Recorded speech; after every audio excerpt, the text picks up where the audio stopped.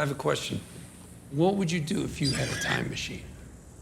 I just take it 2 million years in the past and recreate the Cold War in the forgotten fields of Siberia. Not only because I don't buy the end of history meme, but because it's the only way I can be content with my continued existence. Oh, Christ.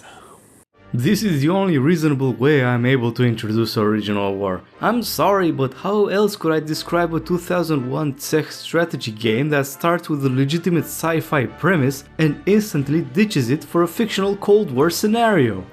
So, you've got an alien time-traveling machine uncovered by Americans, fueled by an equally alien material found only in Siberia, and the only conclusion to that is to go back in time and dig up all the resources and bury them in Alaska to ensure a new future of American supremacy? And just like any other good plan, it goes straight out the window, since at the other end of the time travel journey they are weighted by lots of pissed Russians. It's so bonkers, there's no way I could have left it go under my radar. Eurojunk and the fetish of the entire former Iron Curtain block? Count me the fuck in, boys!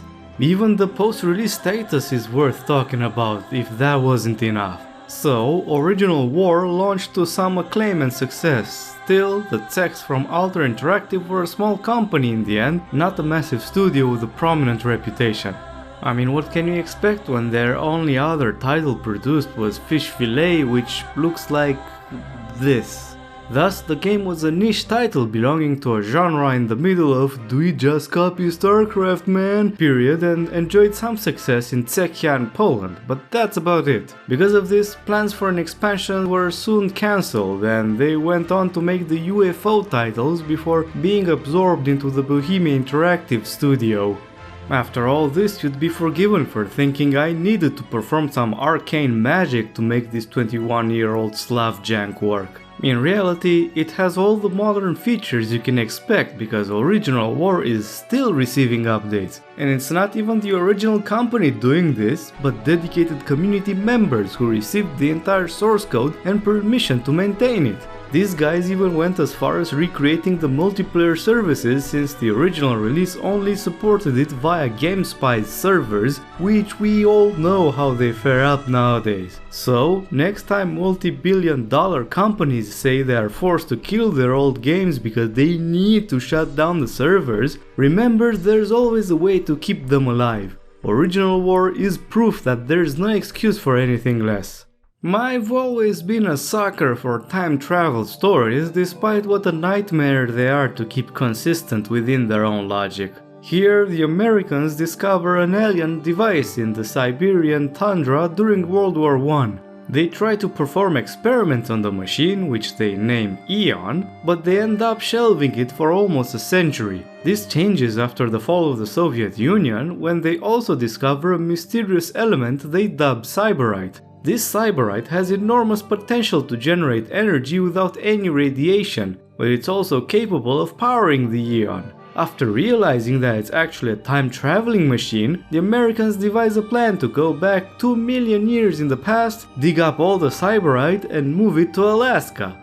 The entire plan quickly falls apart because not only Eon sends people in different places and different moments in the past, but the Americans discover that the Russians are waiting for them on their arrival and they're as friendly as you expect.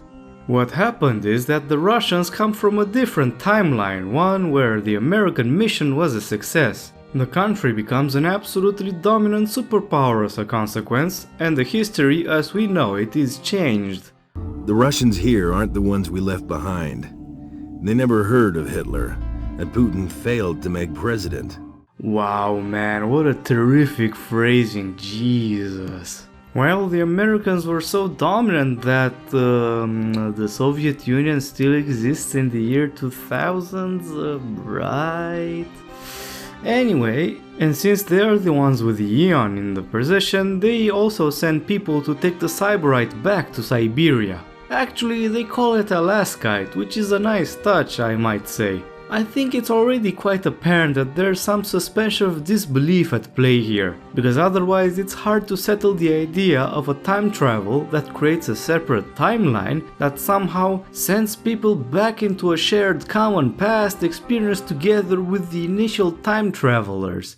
Either the Americans finished their mission successfully and never faced the Russians because they sent people into different timelines with distinct pasts, or they're all doing it Day of the Tentacle style with the past and future shifting with every single action instead of being settled constants. And that's still not addressing the massive elephant of the room of having super advanced human communities 2 million years ago that somehow don't leave any trace of their presence except for what they did with the Cyberite? You're telling me that right after completing their mission, the Americans or the Russians sent back simply disappeared in thin air? Did I tell you about time traveling stories being nightmares to handle from a writing perspective? In a further twist of fate, this prehistoric party has a third faction. You guessed it, the Arabs are very upset about Americans and Russians using anything else than oil, so they hire an international band of mercenaries from across the globe to, also go in the past and cause mayhem? I don't want to sound too nitpicky, and by that I mean I'm going to nitpick, but it's such a strange and illogical arrangement. So, in the American campaign, it's very clear that people chosen for the mission are those with no personal strings attached, no family of any kind to give them a reason to want to remain in the present, and yeah, it works. Then you have the Russian campaign, where the people sent back are ordered to do it and fend constant barrage of propaganda to convince them that their mission is righteous, and that also makes sense, of course. But why the hell would a mercenary take money and go 2 million years in the past? They aren't even Arabs or Muslims themselves in most cases, so it's not the case of a religious line of reasoning for them.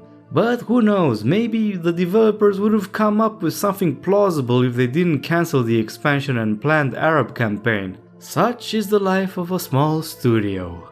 With this out of the way, how are the meat and potatoes? Well, for starters, Original War is a fairly interesting mix of real-time strategy and tactics with a focus on the latter. It gives Red Alert vibes, but how resources are managed leaves a clear contrast between the two. Here there are 3 resources: supplies, oil and Cyberite. The latter 2 can simply be mined indefinitely with special buildings after researching the appropriate technologies on the tech tree. But the way supplies are obtained gives Original War its defining characteristic.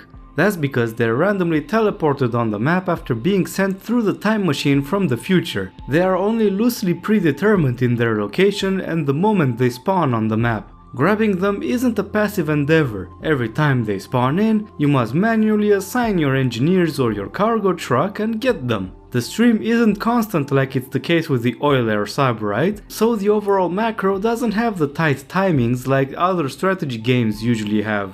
Because you're not guaranteed to have them close by, you're forced to be aggressive in obtaining them before your opponent, and considering their importance, you really have to. Having said that, managing people is by far the most crucial aspect of the game. You don't train new soldiers and scientists in buildings like in Red Alert, you just have them and need to use them as well as possible. That's because once someone dies, there's no way to recover from that loss. Add to that the RPG component, with every person gaining experience in their field and becoming increasingly proficient as they spend more time performing their tasks. This means that protecting your people is the most important thing you have to do. In campaigns, there's also to consider that the experience of your soldiers is kept from one mission to the next, an extra reason to not be careless. Because of this, vehicles are the bread and butter, since without them your people are sitting ducks. You have access to various configurations in workshops that fit multiple roles, including in non-combat scenarios. In this regard, there's a satisfying balance in how the rock-paper-scissors design works, since each type of track, power source and weapon has advantages and disadvantages. Later in the tech tree, you can even research remote and computer control, making lost vehicles not take their drivers to the grave. Their downside is the lower performance than when they're driven by experienced mechanics. This also allows you to control as many vehicles as you want unrestricted by the number of available drivers, so it's a vital tech to get in the late game. This has the potential to make gameplay quite hectic in multiplayer, and judging from the videos posted on YouTube, that's certainly the case. Yes, I didn't play it myself, because I don't think I would have gathered meaningful conclusions by doing so. After all, I'd be facing people with more than a decade of experience who are likely to curb stomp me, so take this as a disclaimer. As for the single player campaign, well, it's not as hectic or exciting. Admittedly, you can make time go faster, but much of the time is spent doing nothing or waiting. Waiting for a building to be finished, a vehicle to be produced, a technology to be researched, but most of all waiting for supplies to spawn. There were multiple situations where everything was blocked by the lack of supplies and there was no way around it. And when I had the resources, the small number of people available in most missions meant that building stuff took a long time. This soured the experience quite a bit and is partially why this particular video took so much time to make. See guys, I'm not procrastinating, it's the video game's fault. Otherwise, the campaigns are designed to be tutorials more or less. It's not necessarily a bad thing, but in the American campaign it feels like everything is taking a long time to set in motion because the mechanics are introduced at a slow pace. If anything, this only enhances my previous mentioned complaint. It doesn't help that the generic story is accompanied by absolutely terrible voice acting in English. I am engineer from Moscow Institute. I don't want to be here. I have no choice. Comrade Soyunov says our duty to save resource. Soyunov? I like American. Hamburger, good food. Maybe I've been forgotten. Comrades, we have to get back what's rightfully ours. For Russia! Ha! Well, how do you make that out, sir?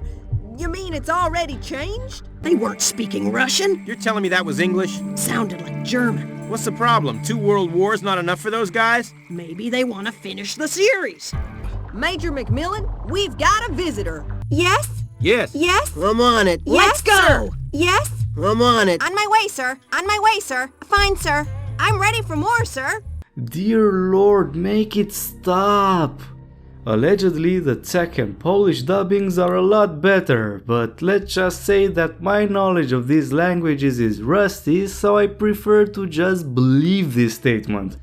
Ah, the comfort of blind trust. It's a big shame that there isn't a proper skirmish mode against the AI. Despite my complaints, the gameplay is quite fun and satisfying. Most importantly, the interface and general mechanics are relatively streamlined. As I mentioned at the start of the video, this came out during a period when the strategy genre was confused, and Original War shows signs of this as well. It's designed in a way that puts emphasis on the tactics aspect but isn't really sure how to go about it. You can't replace soldiers who become extremely valuable once they level up. While unique and exciting, it's damaging since it railroads you towards vehicle-centric combat. Don't get me wrong, it's fun and the control and pathfinding work as they should, but for a strategy game it feels a bit one note.